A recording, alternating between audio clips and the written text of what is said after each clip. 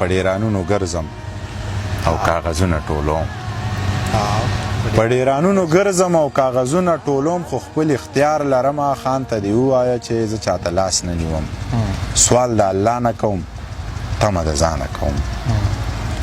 خان ته دې ووایه چې زه چاته لاس نه نیوم سوال د الله نه کوم تمه د ځانه کوم زما انداز داسې دی زما خبرې ټولې په خجي نجي کې وي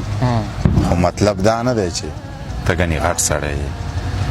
زما خبرې ټولې په خجي نجي کې وي خو مطلب دا نه دی چې ته ګنې غټ سړی یې زما نه غټ څوک نشته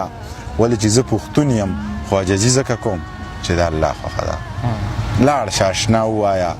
رښتیا رښتیا ووایه ښه برملا ووایه او خان ته دې بیا ووایه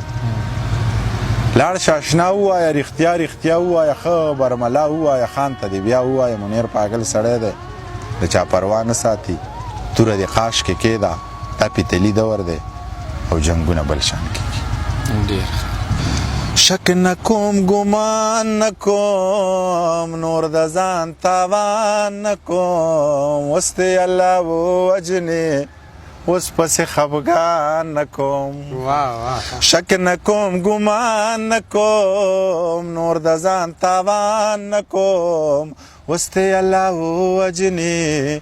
اوس پسې خفګان نه کوم ښکلی جو خوښه مې دا پته احسان نه کوم ښکلی جو خوښه مې دا پته احسان نه کوم نورې اوښکې نه تویم نور د چا ارمان نه کوم اوس دې الله ووجنې اوس پسې خفګان نه کوم ذکر د الله کوم فکر د جهان نه کوم ذکر د الله کوم فکر د جهان نه کوم مونږ په چا ورخرس نه یو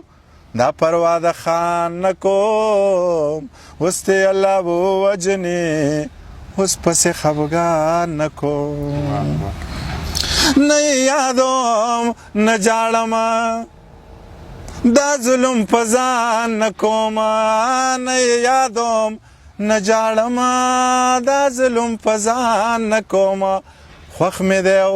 خوښ یې یم شک په منیر جان نه کوم اوس دې الله ووجنې اوس پسې خفګان نه کوم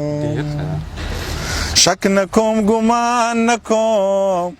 نور د ځان تاوان نه کوم اوس دې الله ووجنې اوس پسې خفګان نه کوم ټیک دی بیګا بل شپه چې تا کوم نوي شعرونه لیکلي هغه یو دوه وایه کوم مې لیکلي یعنې که هغه ووایه هغه بله شپه ووایه مونه قرآن مې دی یاره تا خو زما نه پوره شاعري وته نوي تا کم لیکلي دي دا چې مې راته سوي دا مې نوي لیکلي که نه